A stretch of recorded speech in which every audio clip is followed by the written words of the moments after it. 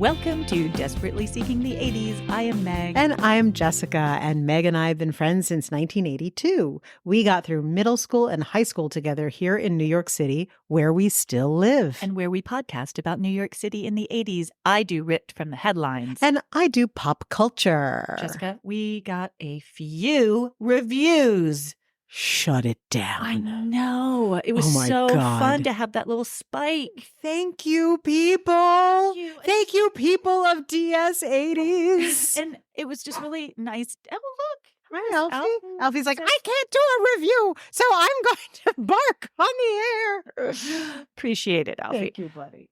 But yeah, it was just also really nice to hear what people think. Yay. Thanks, guys. And it's positive and it's fun. And oh gosh, this is the other thing. I went to San Francisco. Yes.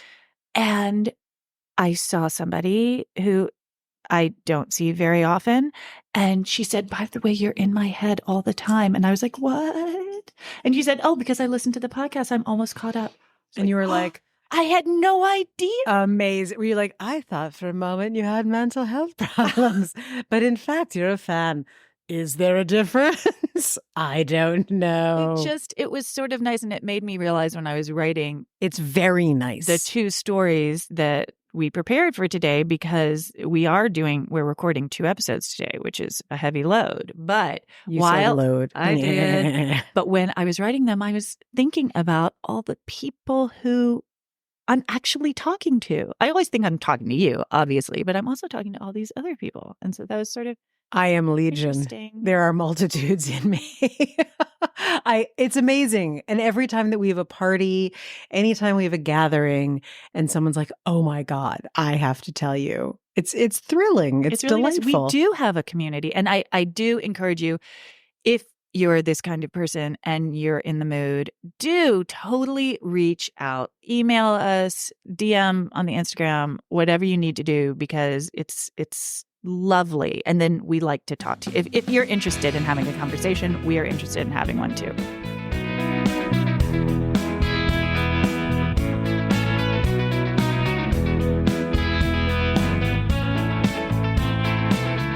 My engagement question, Jessica, is if you could live anywhere in the city and money was no object, what neighborhood would you live in? Gramercy Park. I would live around the park. I want a key to the park. I want a brownstone on Gramercy, and I want the key to the park. One of those brownstones with the steps that go up. They're those ones on the west side of Gramercy Park. I think actually Julia Roberts lives in one of those. Do you want her place? Is she donating? I think that's what you're looking for. Or are you talking about those beautiful buildings? No, I mean the ones on the west side with the grand steps, the whole scenario. I think Julia Roberts lives in one of those. Well, she and I have to have a chat then. Okay. My sources are the New York Times, an article that was written in 1990, The Tunnel by Margaret Morton. That's a book. Mm-hmm. In 1987, 32-year-old Michael McDowell moved into the Rotunda, the area beneath Riverside Park's traffic circle at 79th Street. This area was the southernmost part of what was called the Freedom Tunnel, which ran 2.5 miles under the city from 72nd to 124th Street up the west side along the Hudson River. Michael was part of the Rotunda Gang. Deeper into the tunnel, the inhabitants were called the Mole People. Oh, I love this topic. Squatters had always populated the land along the Hudson River since before the railroad tracks were built in the mid-1800s. For decades, the tracks were used to transport cattle and pigs down to the meatpacking district. In the 1930s, Robert Moses covered the tracks. Did you know this? No. So the tracks were above ground, and then he built over them. And what he built was Riverside Park and the Henry Hudson Parkway. And he, in the process of doing that, dismantled an extensive shantytown in My Man Godfrey. Yes. That's the, like in, what do you call it? In Annie, they're the Hoovervillites. Right. And in My Man Godfrey, That's where she picks him up. That's where she picks up her lost man in that Hooverville. Carol Lombard is who we are discussing now. Anyway, so we have a visual, right? The underground tracks were used because now they're underground, right? They were used for freight trains until 1980, which is when they were abandoned. Why, you may ask? Why? It was more convenient to use tracks that ran from the Bronx and New Jersey, and also trucking was becoming the preferred method for transporting goods. So they were just sort of obsolete. Why not just clog up the city with traffic? Yeah. Sounds like a plan. The tunnel that was left behind became prime real estate for the homeless. But the 75 to 100 people who lived in the abandoned tunnels did not consider themselves homeless. They had built plywood huts and cinder block bunkers with kerosene lamps, wood and gas stoves. They had art on the walls and pets in their yard. They distinguished themselves from those who slept in shelters or on the street. In fact, when the police started making a concerted effort to evict the homeless from subway platforms and train stations, the mole people and the Rotunda gang got nervous. Quote, "We like to keep out the riffraff. Around here, we show responsibility. We go to work in the morning. We don't steal. We don't do drugs. We don't need those crackheads and addicts and alcoholics from the stations branching out here." That was from 44-year-old Joseph Millen. In the late 80s, newcomers started making trouble in the Freedom Tunnel. Michael McDowell told the Times, quote, "We tried to keep this a nice area, but the people from downtown came, and they have no pride. They sit around and curse and spit and play loud music. A lot of them are panhandlers. That's the lowest. God gave you 2 hands. You should do something. With panhandling, you lose all self-respect, and we know what they do with that money. Drugs." The Freedom Tunnel residents made money. You may be wondering how they made a living. Very much so. They sold old books and magazines on the Oh my street. God, they're my people. Or they collected cans and recycled them for 5 cents each. Some worked jobs, like 9-to-5 jobs. Some went to school. Some collected government checks mailed to churches or friends. By and large, they were middle-aged men of all races. So they really were like it was the same thing that was happening exactly in the 30s. Same thing. A few had girlfriends who lived there too. Most had a history of trouble with alcohol, drugs, or mental illness, but for the most part, those days were behind them. They used public showers and laundromats. They clipped coupons to use at the grocery store. They played basketball in Riverside Park and worked out lifting old railroad ties. Whoa. They would often have dinner with other residents of the tunnel. They looked out for each other. They were a community with an agreed-upon social contract. The walls of the tunnel were very alluring to visiting graffiti artists. The shafts of light from the grates above acted as unique spotlights, and the artists worked their pieces around the light for maximum effect. Joe, a resident, was a pioneer in 1980 when he moved into the tunnel. He was 27. Interviewed 10 years later, he said, "I don't want my kids to know I'm here. They think I live on Madison Avenue. I've got a mailing address there, and when they come to town, I borrow a guy's apartment, put my name on the door. It works out all right. You live down here, you learn to adapt. The only things we don't have are running water and electricity. The other bad part is watching out for the jerks that come down the outside, the people who try to be smart and they're stupid. I've been in a few fights. Kids come in to steal things and start fires. There's a guy who wears a dress and cowboy boots who comes in a lot, and another guy who goes around offering people $20 to beat him up. But mostly it's peaceful. It's all how you play it in your mind. If you don't make it today, you can make it tomorrow. I'd like to move out of here if I could get the money together, but I'm not homeless. A cardboard box, that's homeless. A park bench, that's homeless. Down here, it's not too bad." Wow. Douglas, 45 years old, said even the rats didn't bother him anymore. Did he listen to your podcast segment about the killer rats? I think not. Quote, I call him Hippity Hop because he's missing 2 front legs. I see him all the time. I've got a rat trap, but I can't bring myself to use it on him. I never thought I'd see the day when a rat would go by and I'd say, go ahead. But that's the way it is down here. Live and let live. Wait, so the rat is walking on 2 legs like a little person? Yeah. Or I don't know, maybe he's like hobbling on his front stumps. I don't know. Front stumps. I mean, hippity hop. I can't. This is a children's book. When you got excited when I said the mole people, what were you thinking about? I had read some material about the mole people. What's the bookstore on 9th Street that I think is now gone? Oh, Lord. That I can't remember. wonderful I know exactly bookstore. What you're talking about. And it was like it was an independent bookstore with a lot of like local authors who were practically self-publishing. And they had a bunch of books about the mole people. And I had read about it. Right. I had not read firsthand accounts like what you're describing, but I knew that it was a very strong community that was a viable community. Right. Okay. So there was an urban legend that there was an actual mole of the mole people, which depicted the community as bug-eyed monsters who rarely emerged from underground and had children who never saw the light of day. The myth was that they hated surface dwellers. Well, no, that's that movie Chud, Cannibalistic Humanoid Underground Dwellers. And they would kidnap surface dwellers and eat them. I think you're talking about a book that was written by Jennifer Toth. And that was called The Mole People. And it was extremely popular. And it started as an article and then it was a book. I'm pretty sure that's what you're talking about. I had some vague recollections of this too. So that's why I was like, ooh, this is going to be that kind of story. And it's going to be so exciting. But as it turns out, Jennifer Toth, she wrote a book that was pretty fantastical, but everyone believed every word of it.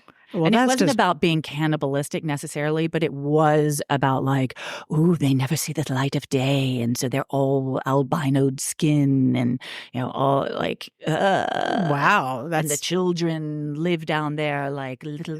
Like little salamanders licking the moisture off the walls. So Jennifer Toth was an intern at the LA Times when she wrote the book, The Mole People, in 1993, in which she claimed to have followed and interviewed a large group of underground dwellers. But her descriptions of the tunnels made no geographical sense, and efforts to fact-check her incredibly disturbing stories failed. The truth was duller than the fiction. The mole people, or tunnel people, were just a group of New Yorkers trying to get by. In 1990, Amtrak decided to take over the tunnel. The Empire Corridor trains, which accessed upstate New York, had been routed in and out of Grand Central. Did you know that? No. But would now be funneled into Penn Station. Huh. Yeah. Before that, wait, I do know that. Do you know why? I'll tell you why, Meg. Because I have been laboring in a confused state where I never know, like, which train station am I going to? And I've never given it 5 seconds of thought why, but you just answered why. It used to be something else. It used to be something else. Thank you. They switched it in 1990. Okay. That actually makes me feel less crazy. Loony. Yes. Okay. Before that, before they switched the tracks, anyone transferring to or from the Northeast Corridor trains, you know the Northeast Corridor trains because that's what takes you to Brown, Providence, Boston. The good schools. In college, we were all visiting each other along that corridor. Yes, very much so. So before that, you would have to run between stations if you wanted to go from the Northeast Corridor to the Empire Corridor and maybe go to upstate New York. You would have to run from one station to the other. And they're on the opposite sides of the city. Well, you have the 34th Street transverse.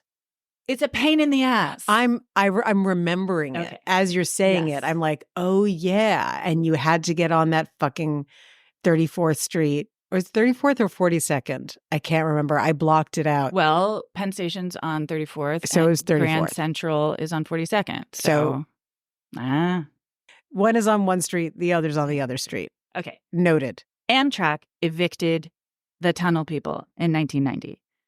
But reportedly, most were able to find alternative housing, thanks to Amtrak and some homeless organizations.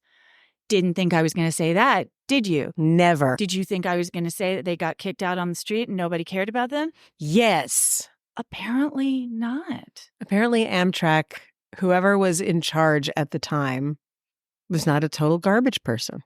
That seems to be the case. If somebody knows other than that, please let me know. But that is what I read in a couple different sources. Back before he was evicted, Douglas, who we've met, told the Times, quote, "I was planning to move out 3 days after I got here. You have to have a sense of humor. Look, we've got a river view. It's like going to an extended camping trip, except that instead of being able to go home when you're done, you are home. And you have a little friend named Hippity Hop." Yeah. That's a very, very good story. And, interesting, and right? very, very, what I absolutely did not know is the history of that stretch of the river. And that's fascinating. Well, how about this? When we were driving back, Joe and I went upstate in a car, an automobile. Get out.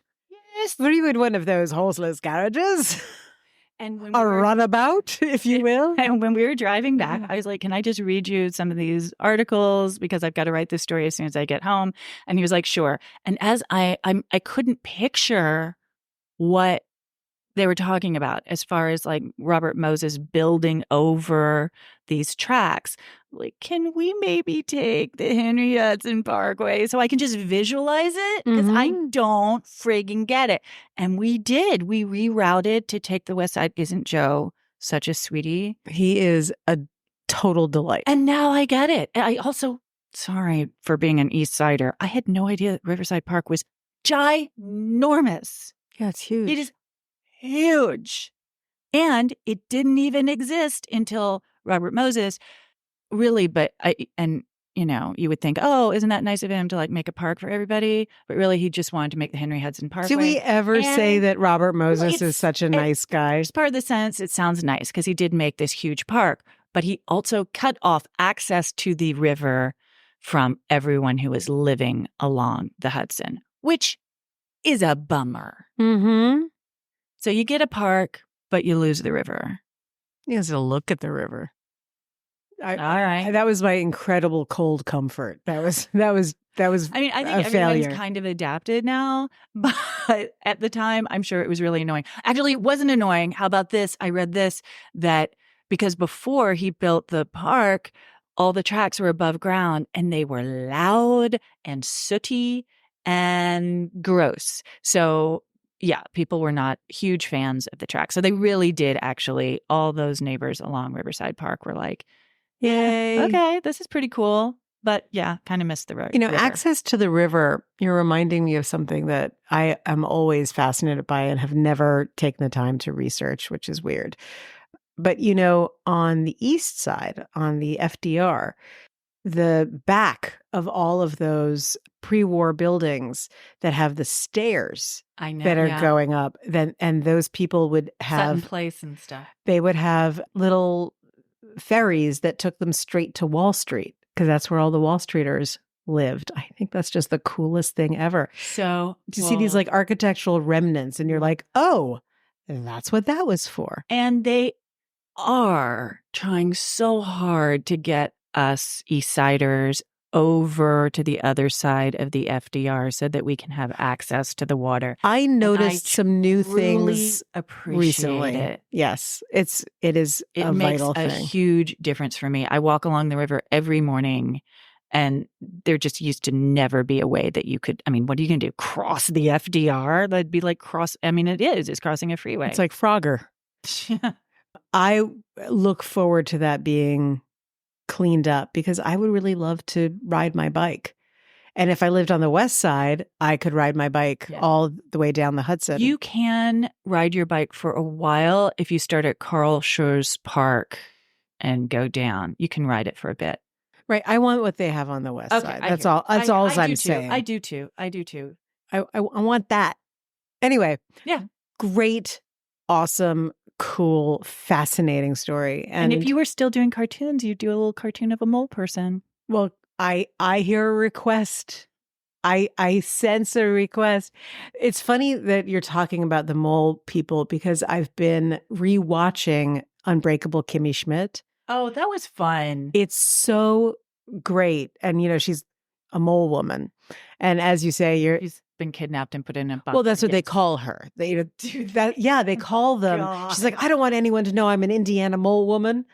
And they're riffing on this. And there's a hilarious, like someone's doing a news story and they did a composite of a woman in some horrible religious sect, long braid dress, but with a mole head. Oh. So, ask and ye shall receive, Meg.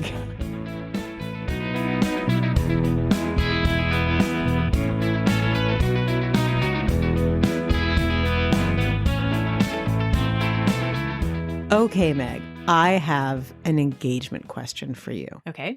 What movie or TV show do you feel you most identify with?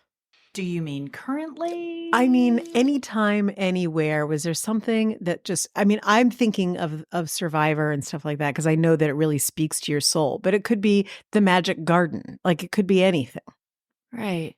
No, Survivor is definitely my comfort watch for sure. I don't think that any of those shows that we grew up on that had family dynamics, none of them made me feel like, oh, I see myself.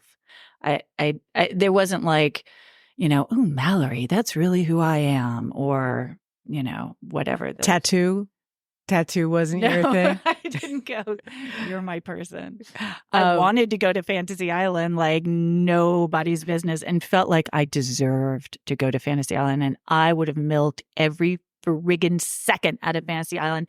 And it wouldn't have come back to bite me in the ass. I figured out how to trick the system. Which is why you love Survivor. Maybe. You would have gamed Mr. Rourke? Yes. That's impressive. He thinks he was going to teach me a lesson. No. Was he the devil? Oh, I feel like... Was he God? Know. I don't know what Mr. Rourke was supposed to be. God. Was he an archangel? I don't think he was an angel either. I don't think he was necessarily benevolent. No. But I also don't think he was the devil. Was he fate? He was karma, maybe. Oh my God, he was a karma chameleon. There's a clip. That opening is the best of any television show. Oh my God, you're like, ever. I'm flying in for you, Mr. Rourke. All starts here and now. It's so good. There's a clip that was running around on Instagram, I think, of a glorious moment in the show when Mr. Rourke gives Tattoo a gift. It's a mini car. Oh. And of course, they're like, he's awkward. Like, yeah, he's like, here is a gift for you. And it's like, parentheses, you weird little mutant. Here's a fucked up little car for you. And it's basically like a golf cart. Yes. It sounds like a. But it has and it's fringe. It's like a Surrey with the fringe on top. Yes. But longer. Man. Yes. Longer, like a limo. I don't know. And of course, they have him immediately because he's he's the comedy relief. He's like, oh, Buff, I love it. And then immediately drives it into a telephone pole. And you're just like, I love that you can do an imitation of Tattoo. Everyone can. I can't. You would have to teach me. Give my God, tutorial. This is all that I live for. But yes, I agree with you. But I really wanted to go. And then I was like, oh, the witches will get me. There's always there's something and my brother John would be like, it's not for there's always some big lesson, but that's my point. I would know that going in and I would ask for the right thing. He's a genie. Oh my God. You are right. he is a genie because it's like, watch what you wish for. He'll give you, it's like, I wish that I had, 2 extra feet of height. And he's like, oh no, now you've got, 2 arms, 2 legs, and 2 more legs. You're a bug. You're like, I don't want to be, Mr. Rohr. Stop. I appreciate my family and my life, and I just want to go back. Exactly. I just want to be a short person with 4 limbs. I'm done. And, and clearly you don't want to be like 2 feet less because then you'd be hippity hop. Ooh, call back. Well, what we're going to talk about today, my friend, is something that we've talked about before on this podcast, but we're going to go we're going deeper today, Meg, and in a slightly different way. So I watched a documentary, and I'm going to recommend this documentary at the top of this. Like, it's no longer the top of the segment. I blew that big time, but definitely watch Andrew McCarthy's documentary, Brats. Actually, may I tell you something? Oh, God. Is this what you did your segment on? Yeah, for the next episode. But you know what? I knew that this was probably going to happen, and I thought it would be actually kind of cool. So you are going to do your story on it, and I will do my story on it. And I think it'll be kind of fun to have, it'll be a 2-parter. I had long wanted to see this documentary, and I knew that he had published his book. And I'll tell you, one of the reasons I wanted to watch this is because I never really liked Andrew McCarthy. I didn't like the look of him. I didn't understand why people thought he was cute. I thought he always looked like he was adenoidal in some way, stuffy-nosed and runny. I don't know. There was something about him. I didn't like his tone of voice. And then in the 90s, I was working out at Crunch on 13th Street, and I saw him there, and he was trying to pick up a trainer, and I was like, absolutely not. So I was, feeling a little peppery. And I was like, let's see what he has to say. Well, Andrew McCarthy, I apologize. Because it doesn't mean that I retroactively think he's hot, although he's a better looking older man than he is a younger man. I just want that on the record. Have my standards lowered? Perhaps. No, he's very good looking. He's great. He's lovely. And he has shown himself to be, which he probably always was, very smart and very introspective. And this documentary, what I really liked about it, and I'm going to talk about some of the things that are in the documentary, but what I felt was so great about it was that it answered a whole bunch of questions about why are we even doing what we're doing? Okay. Why is Gen X obsessed with Gen X in a way that I don't think any other generation is? Boomers have been quite rightly accused of being self-involved, but the self-involvement isn't a self-referential, pop culture, self-identifying kind of self-obsession. They're just the me generation. Mm-hmm. And the me generation as individuals that happen to be together.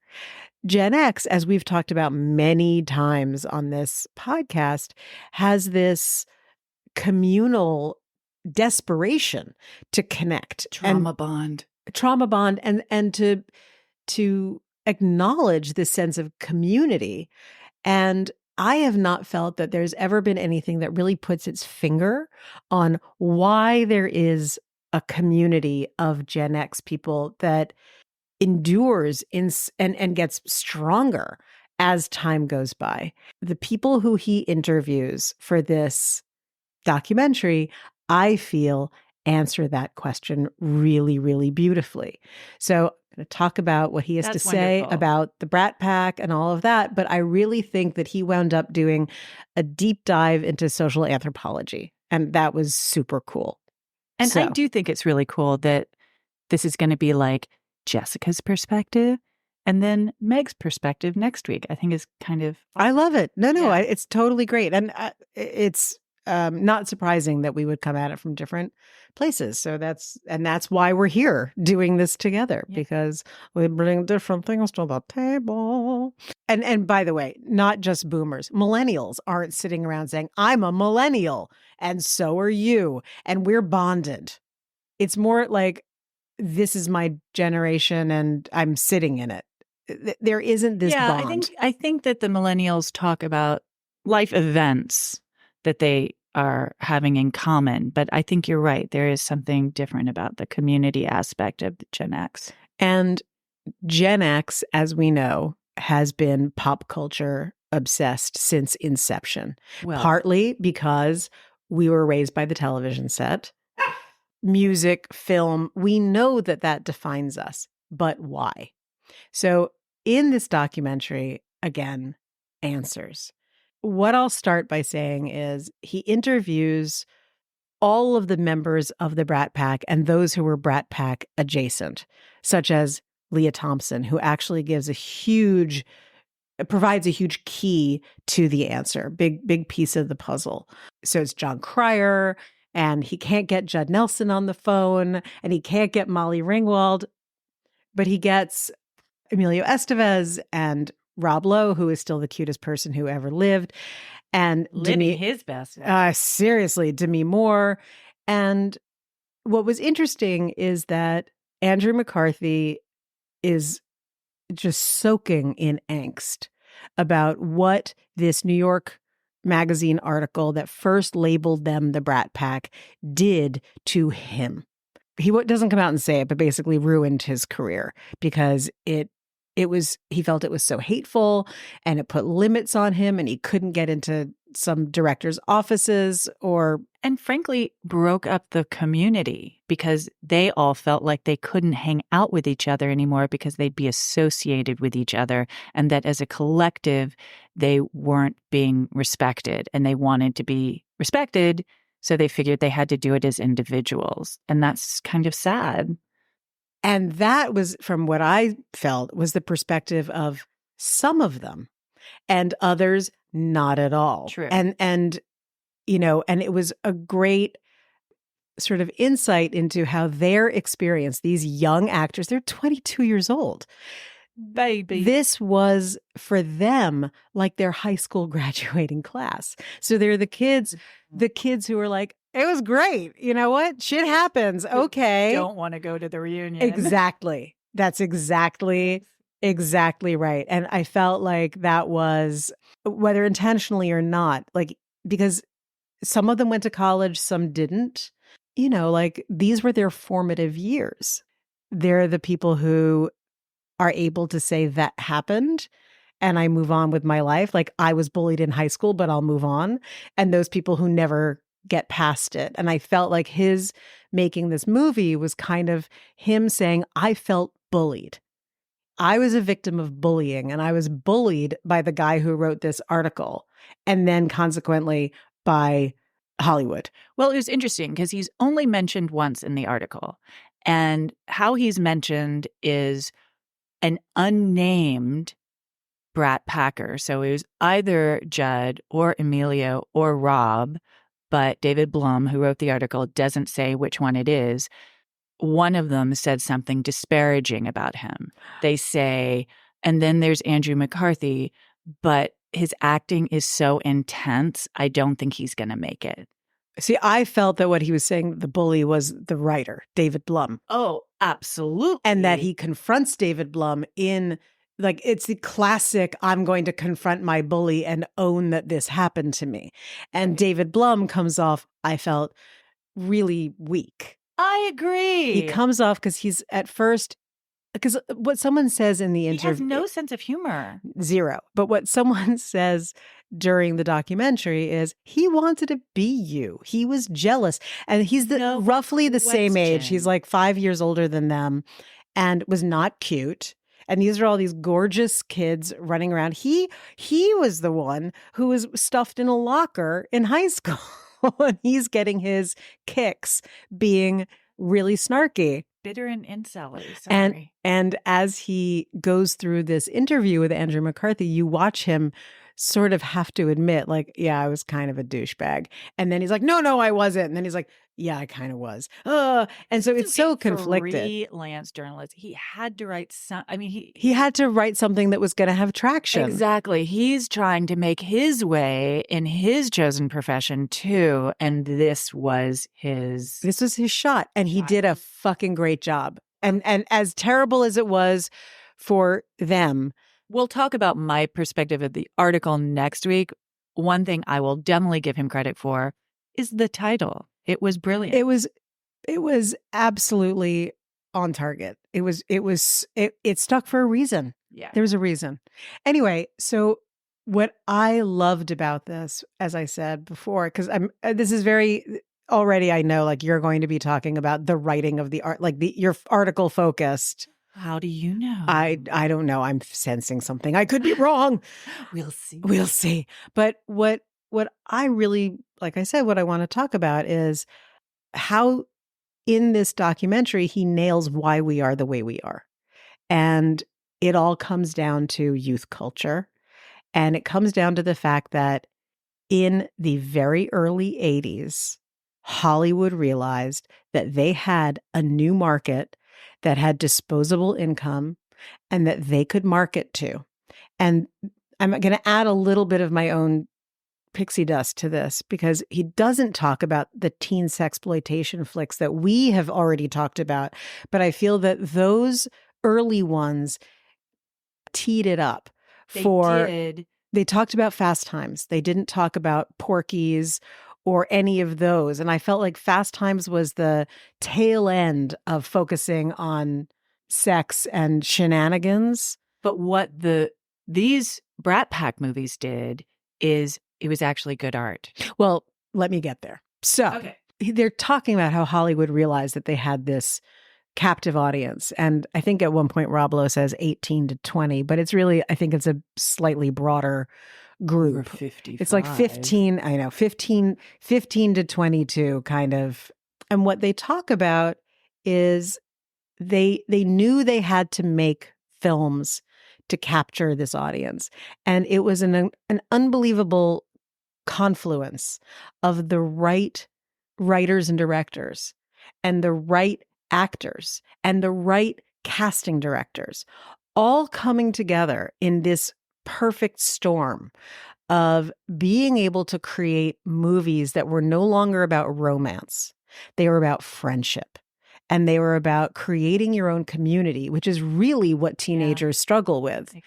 They were writing things that really felt true. And they were letting people like John Hughes have the free reign to do what they wanted to. And the budgets were low. Howard Deutsch talks about that at one point with Pretty in Pink. So they had a little more wiggle room. And the casting directors were basically saying they were looking at these kids and finding who already was this person.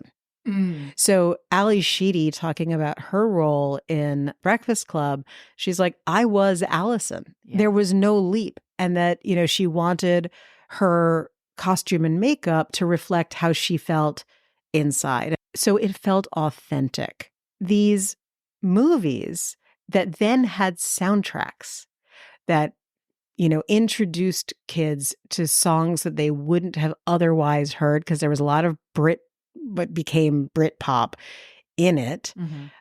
It created a coded language that a very specific demographic was eating up. It was just for them. And it was all over the country. It was bringing kids together. So if you, went to summer camp with kids who are not from your town or whatever, they were watching the same things as you. You had this connective tissue that was all over the country. What they did really was, these writers were looking at what kids were responding to and then writing about it and then feeding it back to them. And they were creating a self-reinforcing loop of this is who you are. We see you. We're showing you to yourselves. We get you. The kids agreed with it. They believed it. And completely internalized it, and when people talk about Sex and the City and they were like, oh my God, are you a Carrie, at the time, right? Which character are you? It was the exact same thing with these movies. It was, which one of the Breakfast Club are you? Are you Team Ducky or Team Blaine? Are you, for Pretty in Pink, are you the geek in 16 Candles? They were these teenage archetypes that were inhabited by real kids. And I will also add this, for us in particular, a lot of those movies were coming out when we were still younger than the ages they were portraying. Right. It was aspirational. So they were like mentoring us. They were like our big brothers and sisters. We were 14 when actually we were younger, but if you want to include like The Outsiders and Fast Times, we started at 13. Yeah. And that can have an impact on your life. And so it did. So far in my thesis, we were being fed back. It was a reinforcing loop. We were being fed back to ourselves the message of who we were and who we agreed we were as a country, a nationwide definition of kids between the years essentially of 1981 and 1987. It was this really concentrated period of time that these films were coming out. So it's so specific, it's so targeted that it's like, if you know, you know. If you're in, you're in. Malcolm Gladwell, interviewed in this thing, said something that I thought was great. And I love that Andrew McCarthy went to him because he wrote The Tipping Point. He's like, look, this is a tipping point culturally. It's also, like, of course, Andrew McCarthy got into Malcolm Gladwell because that's also our generation. Yes. Gen X loves Malcolm Gladwell. Yeah. So he's like, hi, self. Could you tell me about myself? Can we do some more self-reinforcing right now? Malcolm Gladwell's like, come on upstate. Exactly. And I was sort of like, why isn't he getting Douglas Copeland, who wrote Gen X, right? Get him in on this. That guy was a grown-up when we were kids. What I'm trying to say is that he was the same age as Andrew McCarthy. They are the same age. So when that book came out, Douglas Copeland was young and he was already putting his finger on something. I'm just, as a passing statement, I'm just saying interesting that he wasn't spoken to, but Malcolm Gladwell was. But anyway, what I love what he said was that the Brat Pack was more than a term, it was a metaphor. Rat Pack was sure of itself. Brat Pack was young and insecure. Oh, yeah. No, I guess and the definition of the word brat. Yes. And part of that conversation was trying to understand why Andrew McCarthy felt so devastated by this and why the others they weren't as devastated, it seems, but a bit of an uh-oh feeling, that it was actually hitting home. It was saying, you're young, you're vulnerable. Viewers, for people like us, by calling them brats, it made them relatable because it was like, this is how young they are. Pay attention. And also, we did envy them. You can want to hang out with Rob Lowe and also be jealous of him. I just really wanted to sit on his lap. I'm just going to be honest with you. I didn't have conflicted feelings at all. It was very clear. And Gladwell also talks about getting more to this point of why do we still marinate in this? And he said, as opposed to other generations, and he said that cultural touchstones don't exist anymore. There is no cultural phenomenon that is unifying because youth culture was a thing then, and it was manufactured, but we agreed to it, and then it was that loop. But now it's totally fractured by social media, and what you see are, and I'm not saying I agree with him or not. This is his. I thought that was a little. But I do. Look, I don't have kids, so I know that what you see with your kids is not. It's not like they don't have community, but the community that a kid in New York City has with their group of friends and what they're sharing is reflective of that crowd, whereas what's happening in another part of the country is more reflective of what's happening in that part of the country, is what he was saying. It's not a countrywide sweeping cultural. And that might be because he's not watching the shows that they are, in fact, all watching together. They really are. And I think they are connected by TikTok. and Euphoria and Espresso, the song of the summer.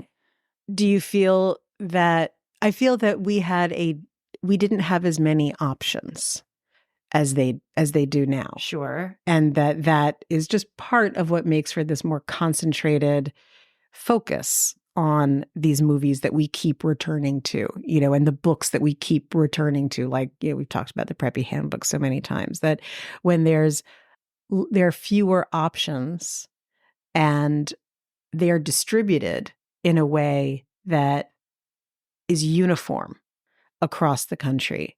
Everyone is even experiencing it and taking it in the same way, like going to a movie theater. Or as Leah Thompson, I think very interestingly put it, she said, this was also the first time that you could buy a movie and hold it in your hands and you owned it.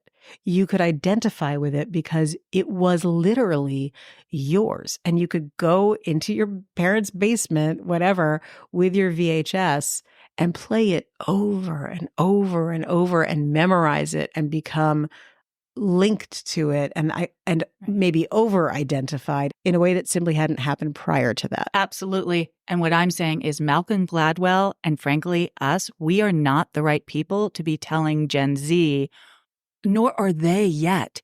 They need 20, 30 years to be able to then tell that story that Leah Thompson just told. There is no way to say what Gen Z's experience is. My point. And I felt like what Malcolm Gladwell was saying was a little reductive and condescending, and he doesn't know from. I think that he was talking about something that I'm also interested in, which is very simple, which is what happens when a generation has fewer choices about what to absorb and when there are more choices. So that's not really where he was going, but that's what I'm taking out of it. As these kids, this Brat Pack, like there weren't many other games in town. Absolutely. And I think we are qualified to talk about Brat Pack. I'm not sure we're qualified to talk about Gen Z. That's all I'm saying. Malcolm Gladwell's comment about Gen Z is incidental. It's only to highlight what I think is, trying to get to the bottom of Gen X's extreme identification with itself and with this pop culture and media as a way to define themselves. That's it. But so Leah Thompson said what she did. Bret Easton Ellis also said something phenomenal, which made me laugh because I then found the ad for The Breakfast Club. And it's basically exactly what he said. He was like, it was group therapy. It was just a giant group therapy jam, which also gave kids the opportunity to say, that's me too. And that my feelings matter. Yes. In fact, to that point, young people's lives were being taken seriously. Yes. Yeah, they weren't. I mean, poor Anthony Michael Hall, the elephant, when you pulled its trunk, the light didn't go on. That was extremely bad news. And the other thing, now I can't remember who said this, was that it's not just that kids were being reflected back to themselves, but that once you started watching these movies, you would assimilate parts of these people into these characters, into yourself. And that's another facet of this, biofeedback loop of pop culture that we all took in. So it reinforced it, it distilled it, it made it chewier. This I will be addressing next week. So all of that interested me as watching these people who helped to define how we saw ourselves grapple with how they define themselves. Yeah. And that was fascinating. On a separate note, there was simply the idea of the Brat Pack. And was that a good thing? Was that a bad thing? Why did it catch fire the way that it did? And there was one piece of the documentary that really hit me over the head. And it was when Phil Donahue was interviewing them. They were all on his show together. He was so fucking condescending. And what he said that made me want to crawl through, and I know you like him. I love him. He is another one who always bugged the shit out of me. I hate his voice. Wrong. That's fine. I can be wrong. Just don't like him. He said to them, "We worry you're getting too much too soon." Oh, I hated that too, though. That was so vile. It's cruel, too. It's cruel. I'm not allowed to have something that I actually worked for and earned? Yeah. Like, what? And what we, Phil, is that all adults, all people over 25, all people over 30 are now trying to, and this was a theme that a bunch of them talked about, knock them down a peg. Yeah. It was simply that they were too cute. They were doing too well. They were getting so much press. They were in movie after movie. Again, like this was a distilled period of time. They were getting so much work and they were getting like rich. They had it all when in fact they were all children. And they were struggling. All of them had their own personal angst, and lots of them had yet to go to rehab. Yeah, I mean, the whole thing opens with Demi Moore. It was like, I love Joel Schumacher because he hired me, even though I went after shooting St. Elmo's Fire into rehab every night. Yeah. You know, she had a companion to keep her from doing whatever she was doing at that time. Was it cocaine or? I don't think it was one thing. I think it was all the things. And she was fucking amazing in that movie as someone who had a drug problem. She knew what she was doing. Yeah. Again, casting directors, amazing. Yeah, so I felt that it was with David Blum, with what he wrote and the way that he wrote it, and Donahue and what's his name? Dick Cavett. There are a couple of other interviewers that they showed, and they were just mocking them. In these interviews, Jelly. They were gelling like Magellan, and I felt like, yeah, like of course you had to write Brat, an 80s memoir, and then this, because this is Andrew McCarthy's therapy. But what wound up being so funny to me was that his therapy for Gen Xers to watch this, it's their therapy too. Like you can watch this and unpack. You're spoiling my story. I'm sorry. Like you can watch this and unpack so much of yourself. And the last little bit of who are they and are they us? I was laughing because Timothy Hutton, he talks to him and they're remembering when they would be when they were in New York together. They lived on my block where I grew up and went to Arturo's for pizza. And I was like, you're on 82nd Street. Oh my God. And the other thing I never knew about Judd Nelson, Judd Nelson's parents were intellectually elevated in some way. He went to really Tony prep school and all waspy, and he was Jewish. Judd Nelson, Jew wasp, which I'm just now going to do a little reference back to very early episode. We'll have to figure out which one it was, but he is part of that small group of kids growing up in the, or I guess, earlier 80s and the 70s who were living a wasp life, but not. And just as one other quick thing, I don't remember which one of them said it. We were the avatars of our generation. And I was like, exactly, because which one of the Breakfast Club are you? No, really, which one are you? Me? Ali Sheedy. Isn't every girl Ali Sheedy?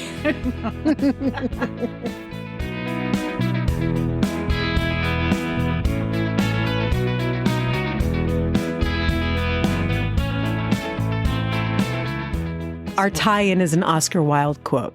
Okay. Some of us are in the gutter looking up at the stars, although some of us are in the tunnel and others of us are stars. Little turn of phrase though. Mm-hmm. You only have a week to wait for our next episode where you will hear Meg's view on this whole Brat Pack documentary, or Meg's response to this whole Brat Pack documentary. Very excited. It's a continuation. I know. I can't wait to do it because I get to do it right now. Yay. Oh. But everybody else has to wait a week. Ha.